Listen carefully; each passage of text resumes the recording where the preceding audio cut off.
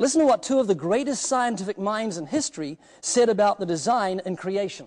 Sir Isaac Newton: the most beautiful system of the sun, the planets, and comets could only proceed from the counsel and dominion of an intelligent and powerful being.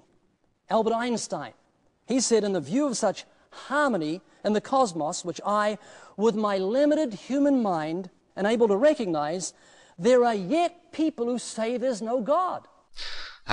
Quote mining, another favourite ploy of the creationists, using partial or misleading quotes from real scientists in the hope that some of their academic credibility will rub off on them. It's trivial to do. For instance, these are the words of the devoted creationist Kirk Cameron and his partner Ray Comfort. You guys who believe in God are idiots. You're small-minded people who are unintelligent. You don't think. There's no God. I'd rather go to hell than to believe in a megalomaniac like God. This is the worst kind of deceit, worse in many ways than actually lying, in that it is specifically designed to intentionally mislead people by either misquoting people or misrepresenting academic discourse, which is essential to the progression of science, as a weakness of a theory. It is also very noticeable that these creationists plead with you to accept their views. In academic circles, this would be instantly interpreted as a man with no case to present, which is why he resorts to such snake oil salesman-style techniques. In academic lectures on research science, it is taken that any argument presented stands on its merits. The lecturer is expected to present his case clearly, but any attempt to suggest that his argument should be accepted based on the pleading or scoffing of the lecturer will be instantly greeted with academic skepticism. This sort of thing might fly in the pulpit and in political forums, but it has no place in the academic arena.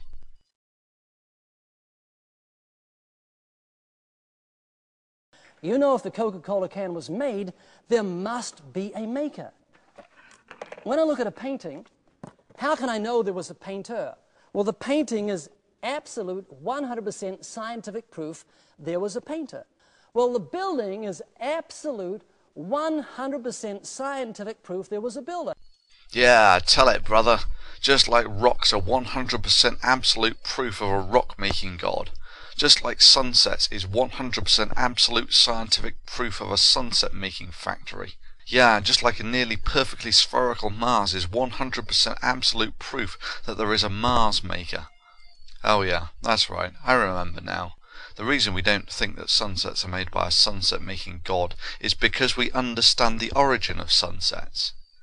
We can still say that God did it, it's just that that doesn't advance our understanding of the world any, and it's a path that leads to an intellectual dead end.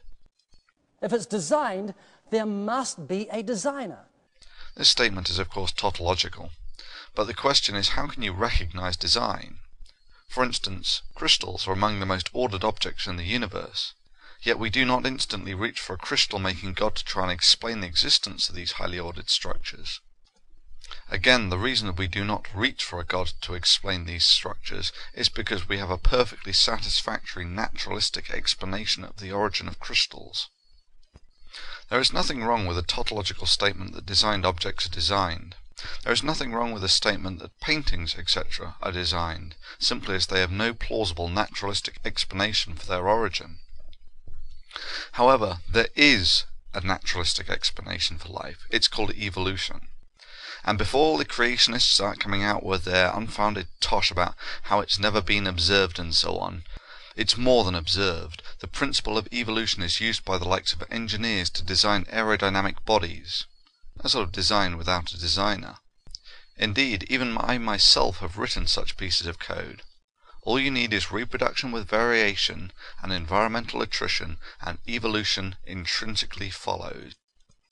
This is not just some animation, but the front end of an evolutionary algorithm, where the bugs are actually evolving to the environment. But let's just highlight the logical flaws of this typical creation argument that designed objects such as paintings, buildings, etc. require a designer. Life looks designed, so it must have a designer. Let me parody this creationist logic. Let me take a load of pebbles and see if any of them perfectly fit a shot glass. The answer is no. Indeed, I could keep on trying to get pebbles to fit this shot glass in perpetuity, and never find one that fits it perfectly. Indeed, I could happily conclude that the only way for a pebble to fit the shot glass perfectly is if it were designed to fit the shot glass. Liquids, however, fit the shot glass perfectly every time. So, by the creationist logic, the liquid must be designed to fit the glass. Now, the reason this argument is bogus, of course, is simply because the two objects being compared have different critical properties.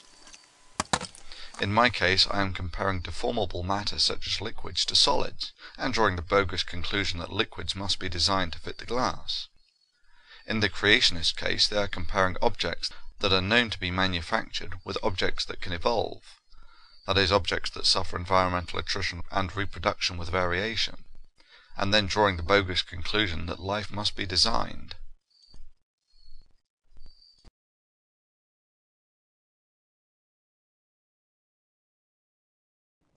When I look at this building, how do I know there was a builder? You can't see him, hear him, touch him, taste him, or smell him. I mean, what evidence is there was a builder?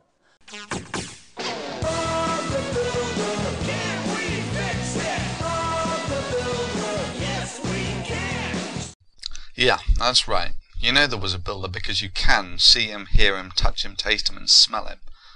Although few builders will allow it to go that far. But even if you couldn't see him, hear him, touch him, taste him, or smell him, you can watch builders building buildings all the time. And even if you couldn't do that, you could go down to the planning department and get the blueprints for the building, and get the date the building was erected on and how it was made. When I look at this building, how do I know there was a builder? You can't see him, hear him, touch him, taste him, or smell him. I mean, what evidence is there was a builder?